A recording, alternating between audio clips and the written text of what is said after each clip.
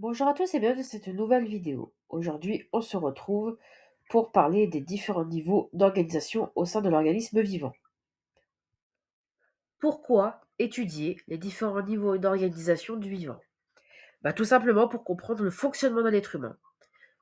En effet, pour comprendre le fonctionnement de l'être humain, donc c'est-à-dire la physiologie, il faut étudier l'anatomie, et ce sur différentes échelles.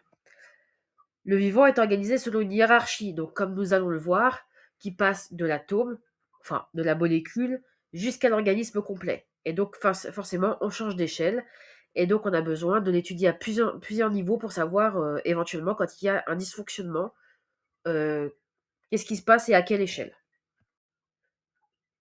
Pour ce faire, nous allons étudier trois échelles d'observation, trois niveaux d'observation si vous préférez. D'une part, l'œil nu, ensuite le microscope, donc microscope optique et microscope photonique. Nous verrons la différence dans une prochaine vidéo.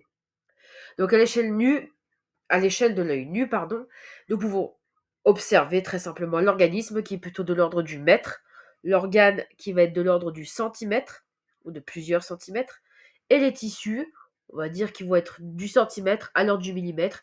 Donc on va dire c'est de l'observation œil nu, plus ou moins loupe, ou une très bonne vision. Donc là, on va passer à une nouvelle étape, donc à l'échelle d'observation de la microscopie optique, également appelée microscopie photonique. Et je pense que j'ai dû dire une erreur dans la vidéo, dans la slide précédente, en parlant de microscopie optique versus microscopie électronique. Il y a une microscopie optique ou photonique d'une part, et une microscopie électronique d'autre part. Il y a également deux sortes de microscopie électronique, nous le verrons dans une prochaine vidéo.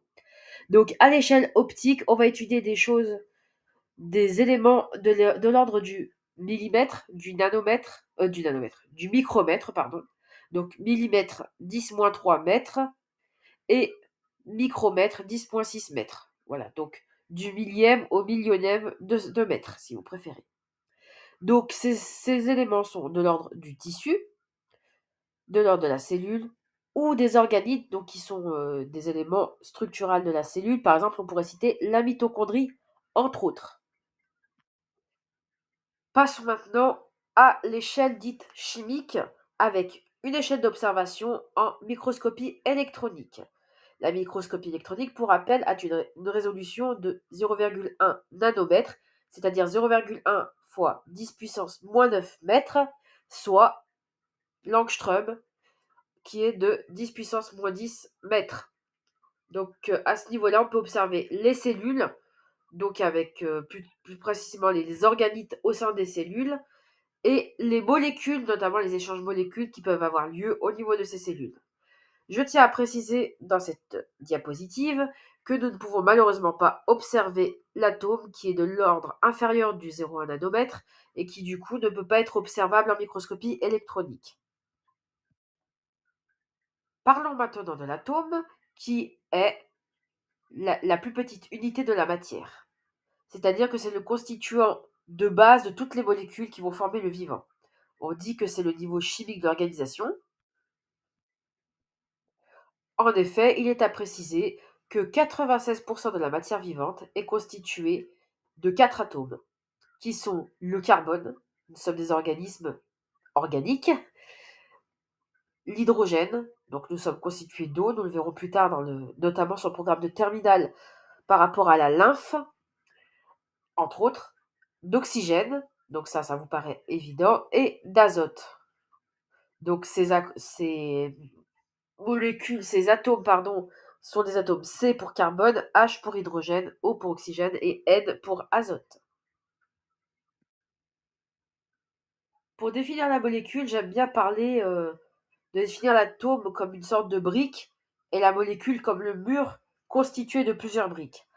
En effet, une molécule est un assemblage d'au moins deux atomes, donc par des liaisons. On verra plus tard ce qu'est une liaison, notamment. C'est qu'il existe différents types de liaisons. Donc ces atomes peuvent être identiques, donc homo-atomes, ou différents hétéroatomes. Ces atomes sont unis entre eux par des liaisons chimiques, notamment des liaisons covalentes qui sont plutôt des liaisons fortes, mais pas que. Donc ce qu'il faut surtout retenir, c'est qu'une molécule est l'assemblage de plusieurs atomes. Donc on passe, alors c'est un peu plus gros que l'atome, mais on reste toujours à l'échelle du chimique, les dimensions du chimique et à l'échelle du microscopique. La cellule. Donc avec la cellule, on passe le cap du chimique et on rentre dans l'espace de la dimension du biologique. Donc là, on est sur une échelle qui est différente. Donc on passe sur l'échelle du micromètre notamment. Sachant que certaines cellules sont très grandes, comme les cellules nerveuses, et d'autres cellules qui peuvent être visibles à l'œil nu. La cellule, donc on reste quand même sur la microscopie optique tout de même. La cellule, ce qui est important de la retenir, c'est que c'est l'unité fondamentale, structurale et fonctionnelle du vivant. C'est-à-dire, fondamentale, c'est la plus petite entité capable de manifester des propriétés du vivant, c'est-à-dire que en dessous de l'échelle cellule, la vie n'est pas possible. Structurale, parce que ça va être, entre guillemets, la brique de toutes les constructions de nos organes, par l'intermédiaire de la création de tissus, notamment. Fonctionnelle, parce que chaque cellule va avoir une mission précise. On a parlé notamment du neurone, du globule rouge. Donc, il va avoir des degrés de spécialisation pour les cellules qui va faire qu'elles vont avoir une fonction plutôt qu'une autre. Donc, on pourra en parler éventuellement dans une future vidéo. Pour parler du tissu, on va reprendre l'analogie du mur avec sa brique. Donc, autant on avait dit que la molécule était un mur et avait pour brique l'atome, le tissu, si on le considère également comme un mur, a pour brique la cellule. Donc le tissu, c'est un ensemble de cellules semblables, donc qui va avoir la même structure, la même origine embryonnaire, donc ça on s'en fiche pour l'instant, et qui vont travailler ensemble pour assurer une fonction commune.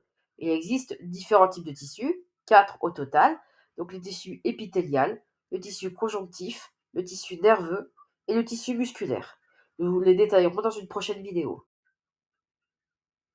Avec l'organe, nous changeons complètement d'échelle et passons clairement sur une analyse de l'œil nu, à l'œil nu. Donc, un organe, c'est une unité anatomique qui est composée de plusieurs tissus. Et là, on parle toujours de la brique du mur, et là, concrètement, votre organe, ça va être la brique du système ou de l'appareil. Mais la différence des éléments précédents, c'est que là, vous allez avoir des briques qui vont être de plus en plus différentes, de plus en plus différenciées. Donc, il faut savoir qu'un organe est l'association de plusieurs tissus. On ne dit pas que les tissus doivent être identiques, toutefois. En effet, dans un organe, vous avez la combinaison de différents types de tissus. Par exemple, pour prendre l'exemple du cœur qui est illustré ici, vous avez un tissu cardiaque, un tissu musculaire, donc qui va constituer aussi le tissu cardiaque. Vous allez avoir de l'endocarde qui va être tapissé l'intérieur des cavités, qui va être du tissu épithélial. On va avoir un tissu musculaire, un tissu conjonctif qui va être le péricarde, et on a également du tissu nerveux.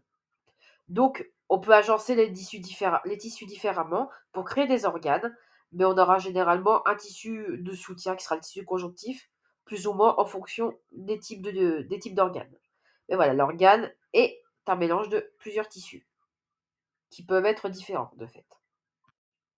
L'appareil, du coup, toujours le même système d'imbrication, de briques et de murs.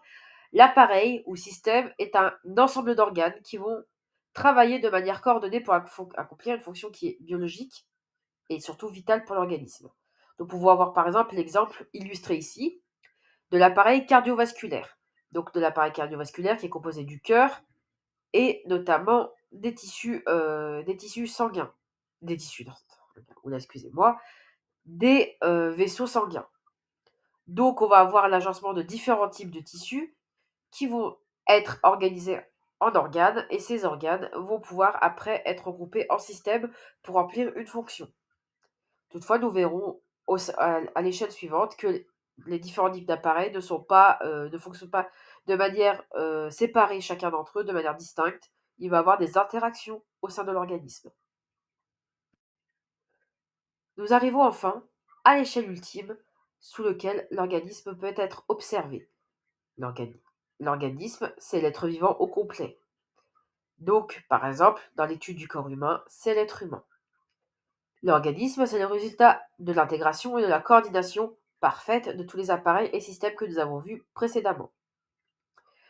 En effet, s'il y a le moindre dysfonctionnement à une échelle inférieure, l'organisme peut être dysfonctionnel. C'est comme ça que l'on va appeler les pathologies ou les physiopathologies, plus communément appelées maladies.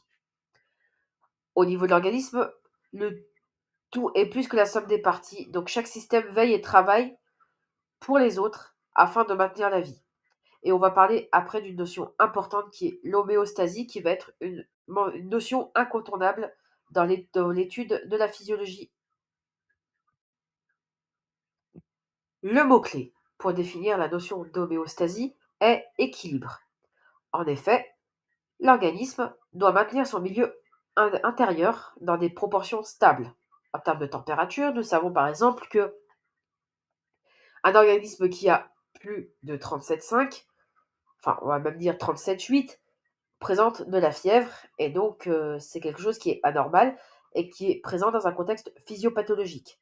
Pareil, la glycémie est normalement régulée entre 0,8 et 1,10 g par litre de sang, lorsque l'individu est dans des conditions physiologiques normales. Pareil pour le pH du sang qui doit être entre 7,25 et 7,35. Voilà. Et tout cela doit se faire malgré les variations de l'environnement extérieur.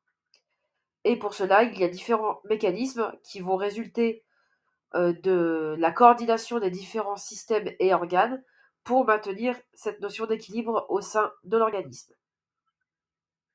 Et donc, de fait, quand il y a un déséquilibre au niveau de ces paramètres, cela signifie que l'organisme est malade ou du moins présente un dysfonctionnement. Pour conclure cette révision sur les niveaux d'organisation du vivant, nous avons vu qu'il existait différents types d'échelles, notamment des échelles au niveau chimique, donc avec l'atome et la molécule, et qu'ensuite on passait à un niveau biologique avec le niveau tissulaire, le niveau cellulaire notamment, constitué de cellules, que le tissu est constitué de cellules, que les organes sont constitués de tissus et que les systèmes ou appareils sont constitués d'organes pour constituer un organisme entier où il y a interaction et coordination entre les différents systèmes.